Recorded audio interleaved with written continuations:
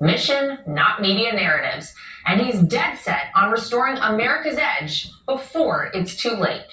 I recently got the chance to sit down with the CIA chief for an exclusive conversation about the road ahead, from exposing spy networks to countering China to making sure America never falls behind in a world growing darker. Dr. John Radcliffe, thank you so much for having us here at the CIA. This is incredible to be here with you. And I know that one of the fundamentals that you talked about coming in here was restoring mission clarity. So tell me where you are on that. What does that look like, and how far have you come? The CIA, as you know, is the finest foreign intelligence agency in the world. That's our history. But we've had leaders fall away from that core mission, us not be as effective as we need to be in what we do in terms of collecting foreign intelligence and stealing secrets and providing President Trump a decisive strategic advantage against our foreign adversaries. That we're not about politics, that we're about collecting intelligence that matters, that makes a difference, that gives him an advantage as he makes decisions, whether it's against adversaries like China, Russia, Iran, North Korea, or dealing with terrorists. Anytime he has engagements with the rest of the world, we want to make sure that he is armed with the best intelligence to make the best decisions to keep Americans safe. You talked about wanting to eliminate what you call well-documented politicization of this agency. So what did you find that led you to say that, and what have you done to ensure that that's no longer happening? Well, you know, everyone saw it, Laura. It's no secret. So when you had former leaders in the intelligence community use the Steele dossier as part of the official intelligence community assessment of what took place in the 2016 election, and when you had some of those same intelligence leaders then 4 years later say that Hunter Biden's laptop was Russian disinformation, that it wasn't real. Those were the types of politicization that really tarnish what the intelligence community is supposed to do. We're supposed to be apolitical. And that's what President Trump wants me to be. We're going to be better. We're going to get back to what made the CIA great. Well, we did see this past weekend, this horrific terror attack in Boulder, Colorado. What are you focused on to eliminate terrorism here, both abroad and domestically here in the U.S.? The Department of Homeland Security and the FBI is responsible for, lone wolf attacks. But the role of the CIA, Laura, is to make sure that we're confronting and countering terrorists over there before they come over here, whether it's Al-Qaeda or ISIS or Al-Shabaab. Every weekend I come in and I brief President Trump on the success that we've had on his behalf. And as you know, he has a history of being successful against terrorists, against ISIS, and against terrorist regimes like Iran. And so, again, this is what we need to get back to, and this is the challenge that he wants me to inspire the CIA to do here, and we're off to a great start.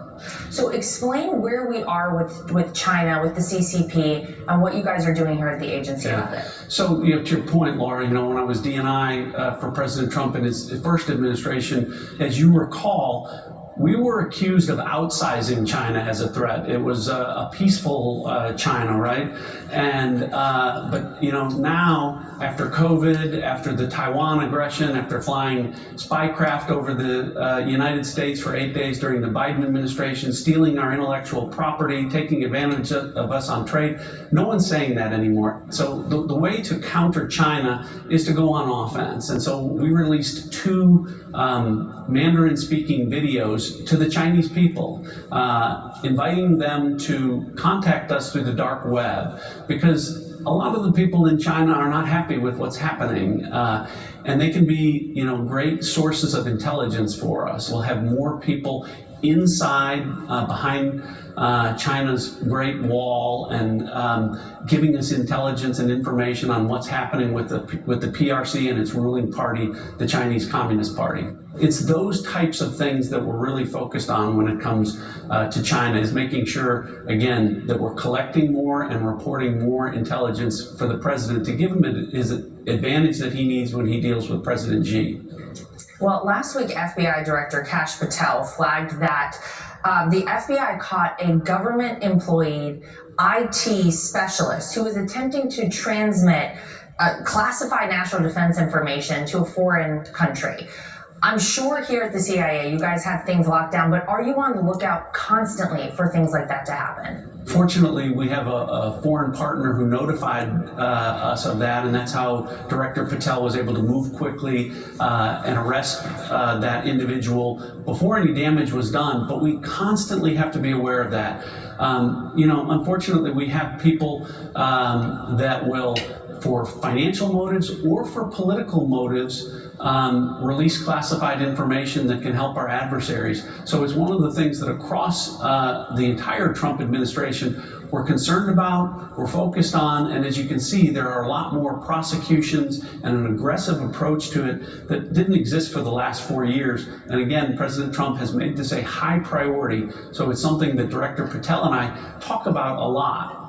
Well, I think this agency, just to sit here on this seal, I mean, it feels so important and so special. And this is an agency that a lot of people are curious about. We don't hear a lot about it, and I know that's for good reason. But tell me about the personnel. I don't think that the American people hear enough about the people who work here at this building, who work abroad around the world. There is a real personal cost and a personal sacrifice that goes in to working for the CIA. Well, first of all, to be able to get a job in this place is really, really difficult. So people have to go through an incredible vetting process because, again, we're trusting them with our most sensitive national security information. And these are people, in many cases, that are putting their lives on the line, operating covertly, operating in the darkest corners, in the most difficult, austere environments around the world. They're doing it on government pay. But they're doing it because they love their country. The vast majority of the people who work for the CIA are here because they love their country. They want to serve their country. And in many cases, unfortunately, they sacrifice a lot, including their own lives. You know, our military heroes, when they give their life for our country, there are eulogies and obituaries and stories that talk about the selfless, heroic acts that they took. Here at the CIA, it's a silent sacrifice because people are operating undercover, and in some cases, they're doing things where we can't acknowledge that the United States was involved. So think about that. You give your life for your country, and we have, on our memorial wall, we have 140 stars of people that have done exactly that. And in many cases, no one ever knows of the incredible, heroic things that they did on behalf of their country where they lost their life and they can never be celebrated. That really speaks to the kind of person that's willing to work here. It's an incredible privilege to lead an organization like this that has a history where really the only thing that we're able to talk about publicly often are the failures, not the successes. And the successes so far outweigh. I can tell you that if the CIA wasn't here, our adversaries would move quickly against the United States. Oftentimes, we are the first line of defense. We are what's holding back our worst enemies around the world because they know that the CIA is on guard and on the watch in almost every country around the world, whether we're welcome there or not. What is your hope going forward, say 10 years from now, when people look at the CIA, and what legacy do you, Director John Ratcliffe, hope to leave here? Well, my legacy will be whatever President Trump's legacy is, and so it's to help him be successful. The opportunity that I have, Laura, for all the things that we've just talked about, the immense capabilities of this place and the people that allow this place to accomplish so much, it's my job to make sure that we apply that to President Trump's priorities, whatever they may be and however they may change. And what I know is that if we do that, the legacy of President Trump, and therefore my legacy as his CIA director, will be that we'll put more distance between ourselves and our adversaries. We will leave them in our rearview mirror, and we will restore the CIA where everyone says, wow, they do amazing things for this country, and get back to, again, the core mission that we need to keep all Americans safe all the time, 24 hours a day, 7 days a week, every country in the world, which is what we do. And I think that would be a great legacy. It's not open to the public. This is called the greatest museum you'll never see. All of our new officers, we want them to know the history of the CIA. So So the museum really provides an opportunity to instruct, to inform, to inspire, for them to understand what they're stepping into. We also use it with agency partners here across the federal government so that they know what the CIA is doing. And we bring foreign liaison partners in as well. So it does serve a purpose, even though many people don't see it, but you're going to see some really amazing things within this building. We have incredible artifacts that really track the history of the CIA. Well, I'm looking out here and there's already a lot to see. I can't wait to get into it. But what is one of maybe your favorite items here? Well, there's so many, but I think I would point you to what we refer to as the Helms letter. So Richard Helms was one of my predecessors as a CIA director. As an officer for our predecessor, the Office of Strategic Services in World War II, he was in Berlin when Adolf Hitler killed himself. 8 days later, on Victory in Europe Day, he took a piece of Adolf Hitler's personal stationery from his bunker and wrote a letter to his son. And he talked about that the world was now rid of an evil in Adolf Hitler, but that thousands of lives were lost so that that might happen. And he said to his son, you know, the cost of freedom is always very high. The cost of ridding the world of evil is incredibly high. Love, Daddy. CIA has always done that, protected the world from evil, from really bad people like Hitler and terrorists throughout the decades, and it really speaks to who we are. Amazing. Well, we can't wait to see it. Let's go. All right. What do we have here? It looks like cigars, a typewriter, but it's not. It's not. These are some of the tools that our spies around the world through the years have used. We've had spies and assets in foreign countries stealing political, military, technological information. That's at the core of what the CIA is about. People risking their lives to get intelligence, to give us a decisive advantage. What you saw in spy movies about how spies capture information and then get that information out, it has been things like cameras and recording devices, and you not only have to give them the tools to do that, you have to hide that information. So we have things like, you know, shaving cream canisters that serve as concealment devices, or pipes that are radios. Wow. Do you have a whole team here who must think up all these things, I mean, throughout the years? So it's fascinating. So, you know, in the James Bond movies, it's Q, right, for MI6. Good luck out there in the field. Well, we do have that at the CIA. It's our Directorate of Science and Technology. They create all of our spy gadgets, and I can't really tell you what those are today because we use them.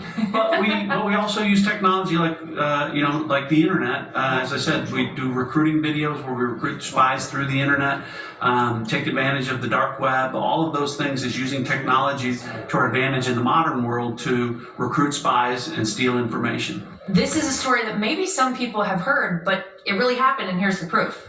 Right. There was a movie, Argo, a few years ago, won an Academy Award. And it really, it tells a true story about how the CIA rescued 6 Americans that were stuck in Iran when the fall of the Shah and the Iranian hostage crisis, and they would have been hostages themselves. And in this case, it was, how do we get into a hostile country? Well, it was under the cover of pretending to film a movie, and it required the creation of a fake movie studio, fake movie scripts, fake actors to go into Iran and to use that as a cover to successfully save the lives of 6 Americans who were stranded there. When we talk about not leaving Americans behind for President Trump, already as CIA director, as you've probably followed, Americans like Mark Fogel and Ksenia Karolina, those were both CIA-enabled recoveries of Americans who were wrongfully detained and were in captivity and were brought home. So many of our successes here at the agency we're not able to talk about, but they saved the lives of Americans every single year. Wow, amazing stuff. Lara, I talked about the silent sacrifice that CIA officers often make, and this part of the museum reflects that. So one of the exhibits in here is the weapon and pack of Mike Spann, who was a CIA officer. He was the first American killed in Afghanistan after the 9/11 attacks, and we went in. CIA were the first on the ground in Afghanistan. You also see 7 stars there. That represents 7 other CIA officers who were killed in a terrorist attack in Khost, Afghanistan, at one of our forward operating bases. We have 140 stars like that on the wall. And, I'm fortunate is that we didn't add any new stars to the wall this year. And I'm hoping that that continues to be the case as long as I'm the director. But the truth is, CIA officers risk their lives every day in the hardest, most difficult places to keep Americans safe. As director of the CIA, you're a former director of national intelligence. There's so much that comes with this job. Is that heavy every day when you go home to know you can't tell anyone about so much that you learn here on a daily basis? I just do every day what my officers do every day. They go whole careers, some people 30, 40 years, whose whole identity is hidden from the public. Lara, it's just an amazing privilege for President Trump to have given me the opportunity in both of these roles to be trusted with America's most sensitive national security information. And that's really what drives why I want the legacy to be that President Trump, at the end of the day, makes the CIA great again. I think we all know who this is, but this is a very nice note written to the people here at the CIA. We're not a political organization, right? We're apolitical in the way we act, but the president is the commander-in-chief. And so our job as the CIA is to make sure that we take our immense capabilities and apply it to his priorities. And he's very happy with us pursuing the things that he wants us to do to keep Americans safe. And it's just a great privilege for us to do that. Well, I love what he wrote. He said, to the CIA, I am very proud of you. You are the world's best. And I think, Director, we can all agree.